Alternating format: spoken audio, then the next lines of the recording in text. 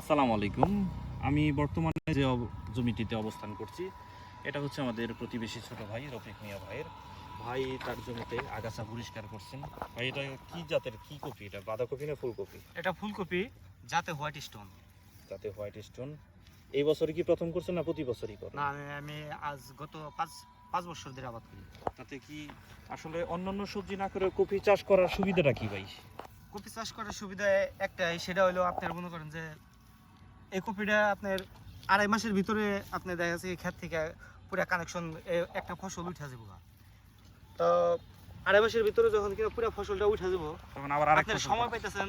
যেমন ভুট্টা আবাদ করলে বা হয়তো অন্যান্য সবজি করলে এই কপির হিসাব আরেকটা হলো আপনার মনে করেন যে গুনতিতে টাকা যখন যত কিছু চারা দিচ্ছে আপনার ওই হিসাব করে দেখা যাচ্ছে কি আপনার হিসাব করে টাকাটা কানেকশন। আচ্ছা, কত শতাংশ জমিতে কতগুলো চারা লাগে এটা ভাই? আপনার স্বাভাবিক এগুলা শতাংশে আপনার 110-15 পিস করে চারা দোকান হয়।